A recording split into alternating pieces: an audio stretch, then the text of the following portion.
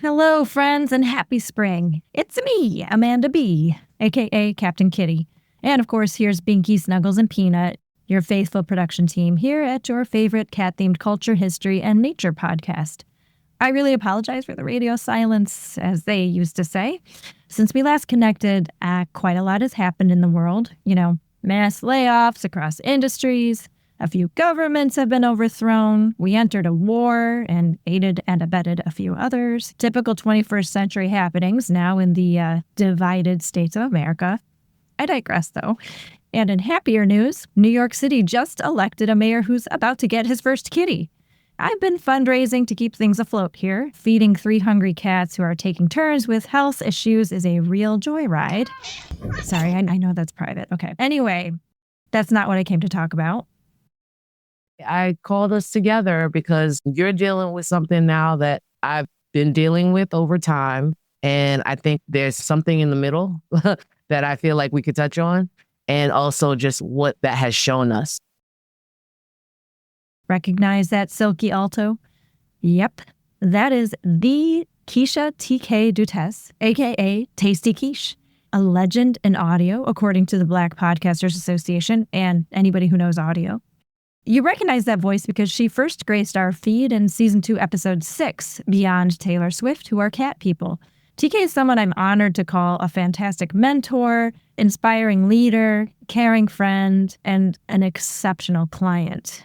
Yes, that's right. I produced an episode for someone else. That's kind of what I do in my free time, aka paid time.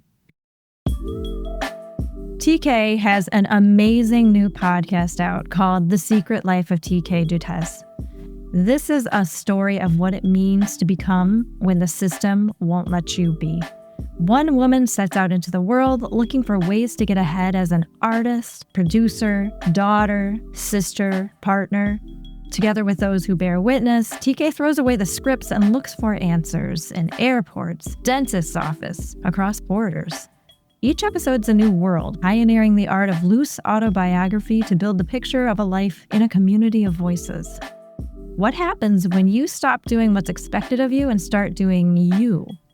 A better life can be a hustle. It doesn't have to be a secret. Yeah, if that resonates, I'm not surprised. Like the vast majority of you beautiful listeners, TK is a polymath, an intellectual journey person. One of all of us, the misunderstood, the marginalized, the wonderful, and the weird. The ones I think collectively make this often cruel and chaotic world softer, more playful, more joyful, and more nuanced. And it's in this nuanced space that the episode TK tapped me to produce lives. Now, as a heads up, it's called A Season of Loss, and it's about her kitty, who we first met in Season 2, feisty Mrs. Peabody, and all the things her presence and absence touched on in TK's healing and growth journey. So, without further ado, I'm going to share a sneak listen of The Secret Life of TK Dutes, Season 1, Episode 3, A Season of Loss, produced by yours truly, and may it land wherever it needs for you. Whew. All right, so let's get cracking. I know you, but the streets don't know you. So tell us about yourself, Ty. I have been an MC since 1992, and I traveled around the world doing my music. I met Tasty Quiche doing my music thing. I've been a registered nurse for 34 years. My first 2 years of nursing was at the height of HIV, when crack was starting to wind down a little bit.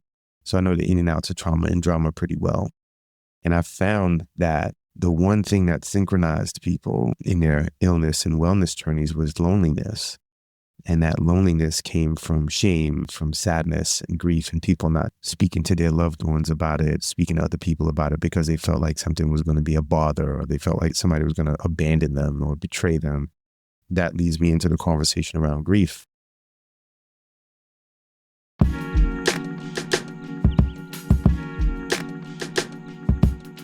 I'll never forget when my friend Julia said to me, TK, I feel like you're in a season of loss. She was right. COVID, the so-called racial reckoning, when we were asked to prove our humanity in the middle of a pandemic, friend breakups tied to that moment, watching 45 turn into 47, ending TK in the AM, sunsetting Bonfire Radio after 10 years. Jobs that looked promising until I let my guard down. A career that people kept telling me I should be having, but somehow just wasn't arriving. And then there's the quiet grief. Being a woman approaching a certain age without a baby, and even though you're cool with that, feeling like somehow you didn't get that right either. It was loss stacked on top of loss. Big things, small things, public things, private things. But in the middle of it all, there was one constant, loving, non-judgmental presence that stayed with me through everything. And my good friend, Ty Whitty, a healer in his own right, he had his own constant, his own loving, non-judgmental presence helping him navigate life. So, in this conversation, we talk about grief, about love, about the unexpected teachers we meet along the way, and about the ways we've both been changed, not hardened, but softened by what we've lost. Welcome to The Secret Life of TK Dutes.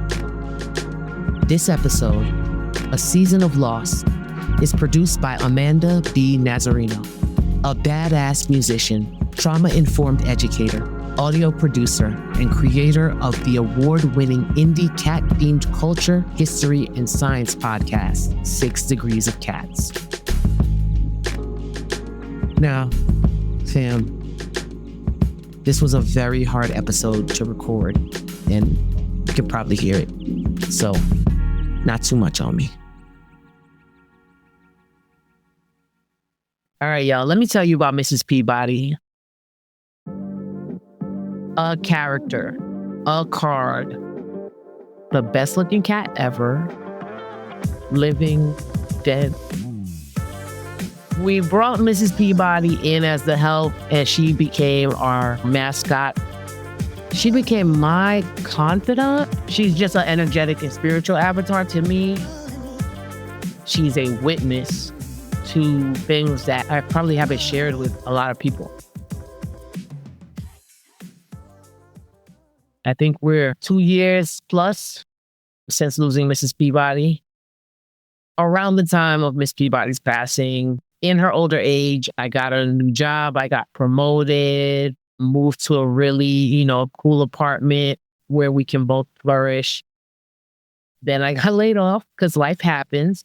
I became an entrepreneur, which I was always hustling, but like in a more purposeful way in media. And I don't think I could have done it without the experience of losing Spicy Miss Peabody and all the experiences that opened up for me.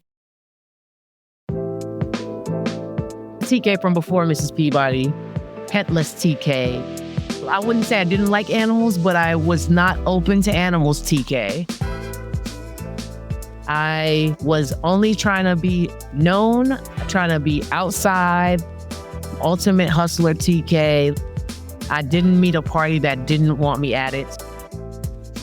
And I was also a girl facing housing insecurity, inner city girl, and every inner city girl in an apartment has rodents. I got her as a service animal. You help me, I feed you. I didn't think that it would be any other type of relationship.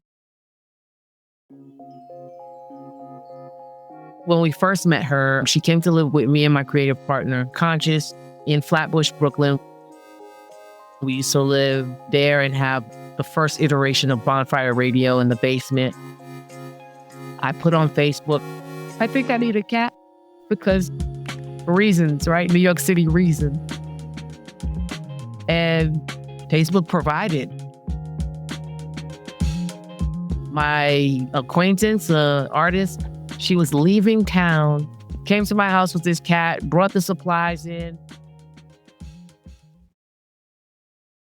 The cat jumped out of this bucket and just into the house somewhere. I couldn't find her. So I was like, well, okay, I guess I have a cat now. Thank you so much. I left a note for my creative partner and I said, there's a cat in the house. Do not be alarmed. Don't know where it is. And then I left to go to work. I was working overnights back then. I was a nurse. That's how me and Mrs. Peabody and C all got to know each other.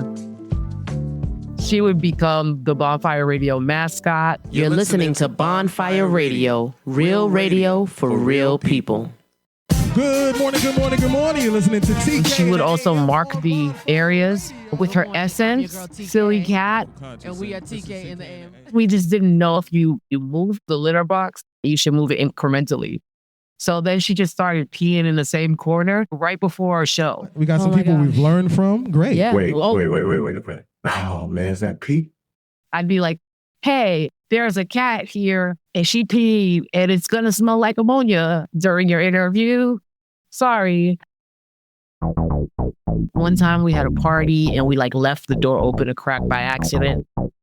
Some sort of wildlife, like a possum or something really ugly, came into the house and she just looked at it. She didn't do shit. She just looked at it. It's like, what are you? She wasn't that kind of cat. She wasn't the cat I was looking for. She was more of a showpiece cat. I'm a lay down and look pretty cat. She was like, stop with this forced labor. Once I accepted that, then I knew how to work with her, right? She knew how to work with me.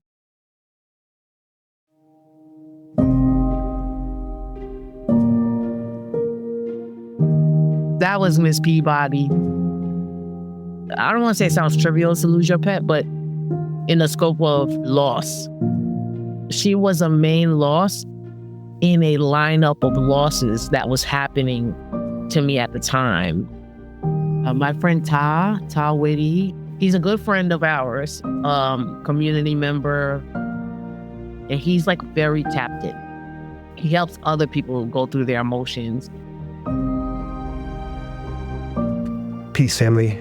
It is 12:07 p.m. Central Time. It is 3 minutes before the 24-hour mark when Henry passed, and I'm reflecting on a lot. Recently, I saw he got on TikTok, and one of his earliest videos was talking about how him and his wife's dog passed. Their dog is named Henry. A lot of different feelings, there's sadness, and there's pain, there's hurt, and there's anger, and there's so many different emotions that I'm exploring. So He just gets it. He gets it.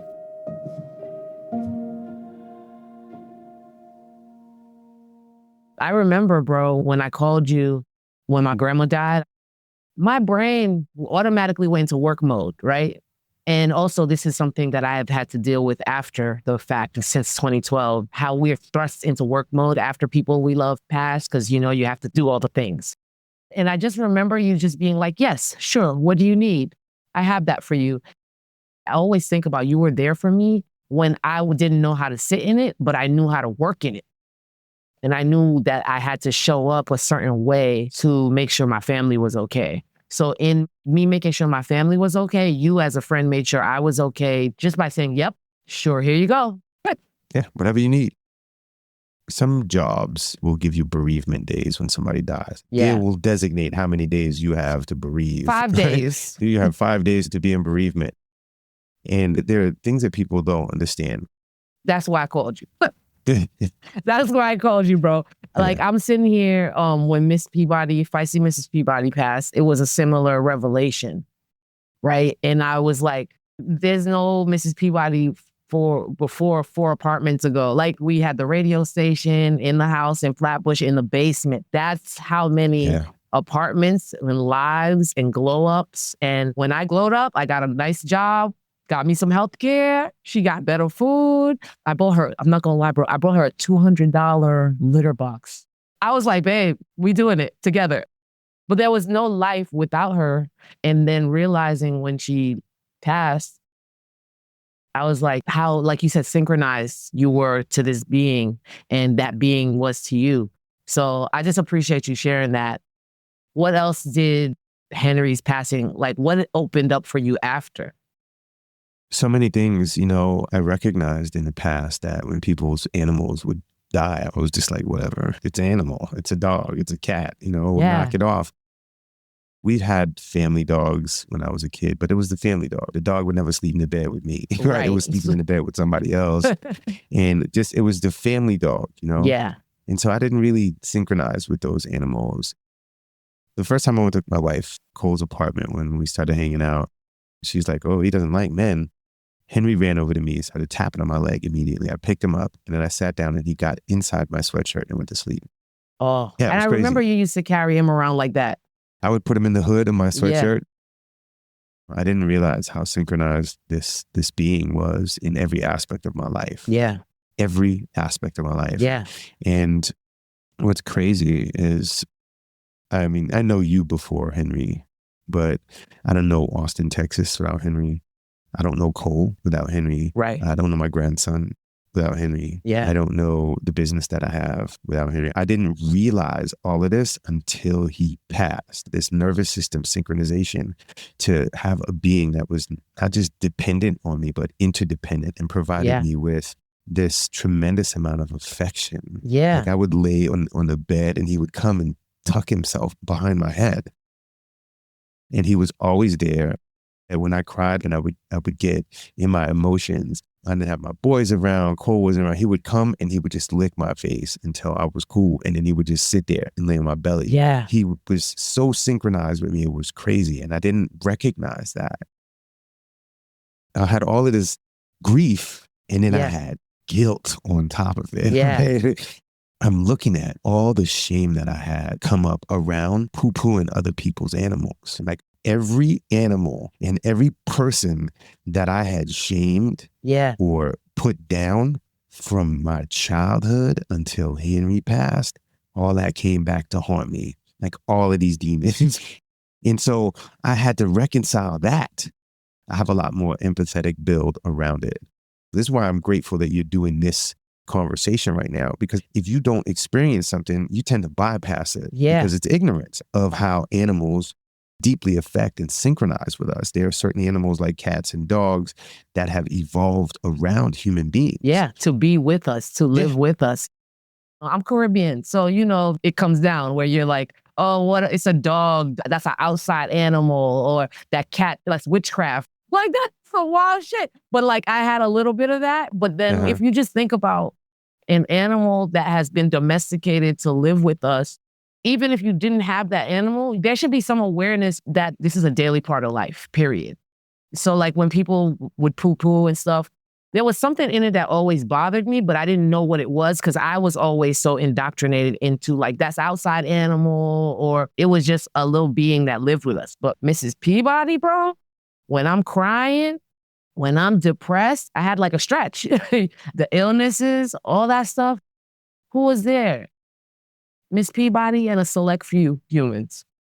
But it was always Miss Peabody. Yeah, of course, fam. It's a real situation. And when I look at it, Henry's my kid, my brother, my teacher. That's right? Like so many things. Henry taught me about patience. Henry taught me about navigating being annoyed when he wouldn't stop barking for certain things and I didn't understand it. He taught me to slow down and look for what he was disturbed by and then how to synchronize with him. Well, I'm still in my grief process. This is still pretty fresh. Yeah. And I'm still in it. That's another thing I think about a lot. Like pets, parents, we don't know what people are going through. Yeah. Animals sometimes are a portal to like process that. That's what I've realized.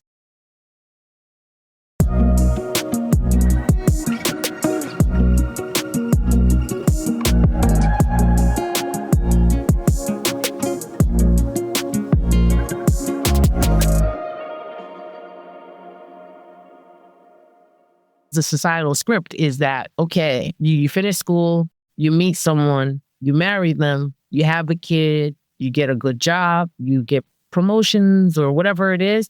Those are the things that people know how to love you through. I have a good example in Tracy Ellis Ross. She is someone that I think I aspire to just energetically. I did dream of my wedding growing up. And that's not to say that I didn't dream of the bigness of my life. And, as much as grief does surface for me around not having children and not having a partner, I still wouldn't want the wrong partner. I'm not interested in that. You have to make my life better. It can't just be, I'm in a relationship to be in a relationship. So even though the grief does emerge and I hold that, I think of what I've done. I woke up every morning trying to do my best. So I must be where I'm supposed to be. And sometimes I think of all of the things I've done, the courage that I've had to have and what I've had to learn how to navigate as a single person with no one to hide behind. Yeah. It's built a really beautiful experience around me. And I have incredible friends. I think I have a beautiful life.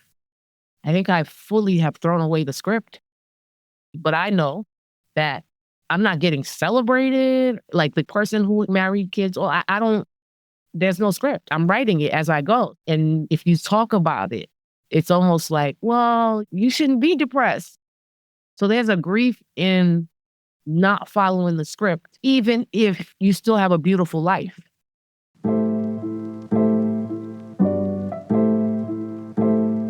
When I got Mrs. Peabody, there's more of a stereotype, right? Oh, single lady with a cat. God damn. Way to fucking drive home singleness and aloneness. But I was never alone. Miss Peabody added to my family that I created, right? I don't have a piece of paper that says I'm legally bound to someone, but alone? Never. I think walking through my womanhood as a Black woman and getting Mrs. Peabody at a time of insane, like, cause 12 years, so many things happened. She's only helped. Having Mrs. Peabody, having a cat, having a pet to like walk this shit through with. They see you when you're going through a breakup. They see you when you're going through a friend breakup. They see you when you are not doing good at your business because you don't know how to be a business person. They see you when you rent a room from an old lady in the projects because you've been displaced. They see you when you have to do some insane traveling just to get to your job. You know, when you come back in from a fucking blizzard, you shake off the snow boots and you have to cuddle with someone, then it's me and her, we cuddling, right? These are the things. But like, if you share that with people that don't have a pet, they don't get it. And I think me and Mrs. Peabody became tethered through these shifts in my life in our 12 years together.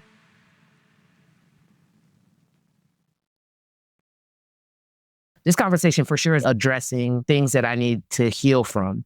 And that comes from Miss Peabody passing. Like, she cracked shit wide open for me to think about these topics. You know what I'm saying? Yeah, I know.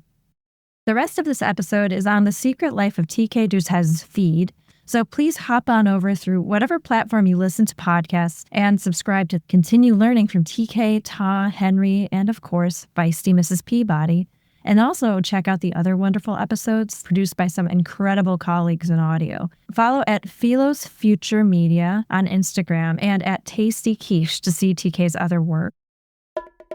And of course, for 6 Degrees of Cats, you know where to find us. Please stay tuned for more updates. Subscribe to our mailing list and follow us on all socials. The links are dropped in the show notes for all of the accounts I just named. We definitely miss you, and I promise you there's more to come. Until then, stay whole, stay wonderful, stay wild, stay weird. And remember, everything is connected.